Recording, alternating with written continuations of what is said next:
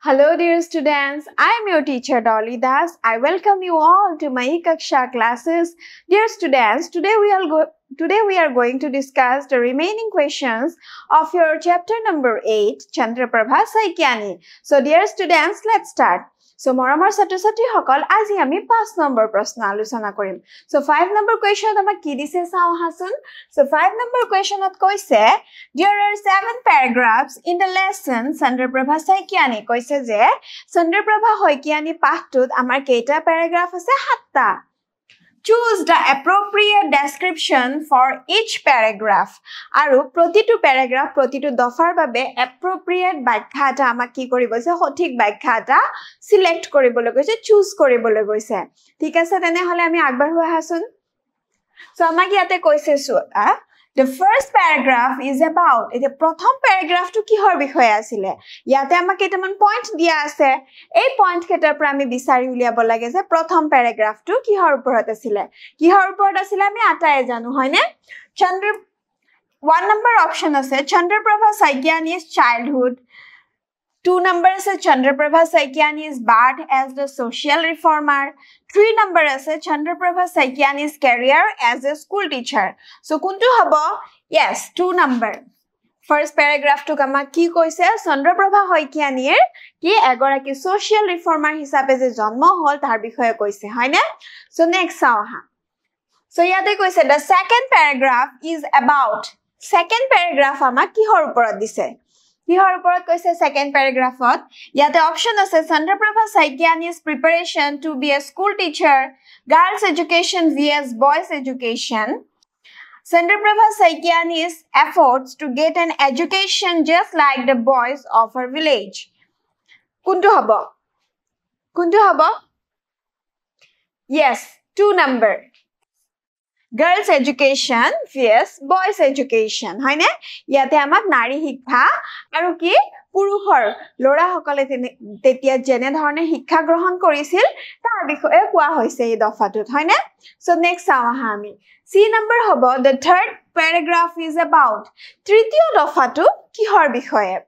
So yate option ase her fight for freedom, her fight for the rights of girls, her fight against British rule. Kuntu hobo teo kar prothomote teo kar babe mat matisil nari hokolor babe mohila hokolor babe gotike etu ki hobo her fight for the rights of girls hoine.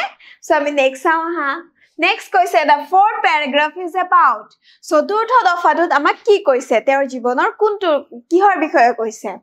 So formation of Assam Pradeshik Mahila Samiti, Chandraprabha Saikyani's protest against restriction imposed on women, Chandraprabha Saikyani's speech at the Assam Sahitya Sabha meeting, kuntur bikhoye koisile A2 formation of Assam Pradeshik Mahila Samiti.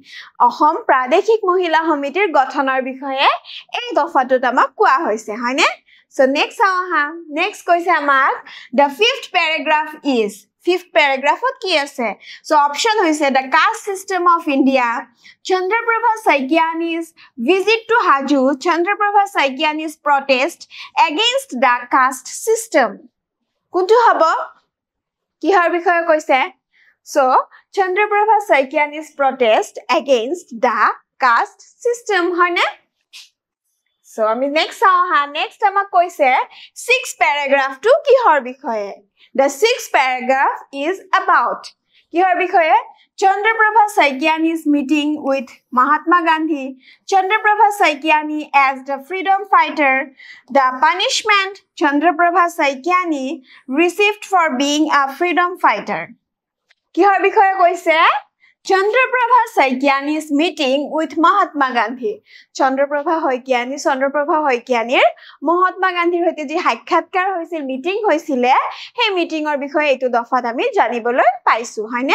Next sao ha.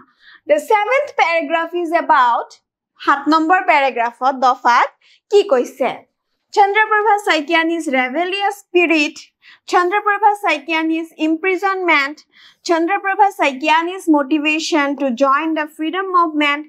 Kihor bikhoye koise 7 number dofat?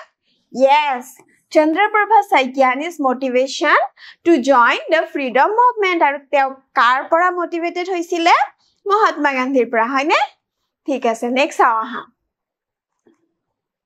so next amak koise 6 number question amak koise discuss in groups and share what you have learned about koise je dolot alochona kora aru tumi ki hikila কি কৰিব গৈছে share কৰিব গৈছে ভগাব কৈছে মানে আদান প্ৰদান কৰিব গৈছে হয়নে সো আমাক এ নাম্বাৰটো কি কৈছে সোৱাচোন the condition of women during the days of Chandraprabha Saikiani আমাক এ নাম্বাৰটো এটা গ্ৰুপত আলোচনা কৰিবলৈ কৈছে সেই সময়ত চন্দ্ৰপ্ৰভা শইকীয়ানীৰ দিনত মহিলাসকলৰ অৱস্থা কেনেকুৱা আছিল ইতিমধ্যে আমি পাঠটো পঢ়ি যথেষ্ট বুজি পাইছো ধৰিব পাৰিছো হয়নে তেতিয়া নাৰীসকলৰ অৱস্থা কেনেকুৱা আছিল সো তোমালোকে গ্ৰুপত আলোচনা কৰি ইয়াৰ ওপৰত কেইটামান পইণ্ট লিখিবা মই বাৰু লিখি আনিছো এটা দফা তোমালোকে কিন্তু আগতে নিজে লিখিবা তাৰ পিছতহে মোৰ পৰা চাবা ঠিক আছে নহলে নাইবা মোৰটো চাই লবা তাৰ পিছত নিজে এটা প্ৰস্তুত কৰিবা ঠিক আছে সো চাও Hason আনসাৰটো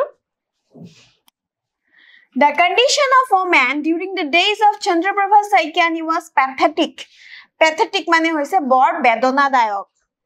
He homoyot Chandraprabha Saikianir homoyot womenor condition ki asile bor bedonadayok asile. The society did not allow girls to go out of the home aru society homaje nari hokolok swali hokolok ki korisil ghorar bahir ulaboloi di disile hoine She and her sister were so eager to study that they had to attend a school which only had boys. Aru teo Chandraprabha Saikiani aru teor phoniek porhar khetrot imane teolokor rap asile je teoluke ekhon ki schoolot nam logaisile lorar school ekhonot শিক্ষা গ্ৰহণ কৰিবলৈ গৈছিল and it was situated several kilometers away aru ei school khon teolokor ghorar pora বহু kilometre দূৰত অৱস্থিত They did not get hostel facilities in school. Aru teoluke bidyaloyat ki hostel facility pua nasile. And women had to sit behind the bamboo screen in public meetings. Aru eta ki asile te hei homoyot mohila hakolor je teoluke public rajohua meeting ot ki koribo lagisil bamboo screen or pisphale bohibo lagisil.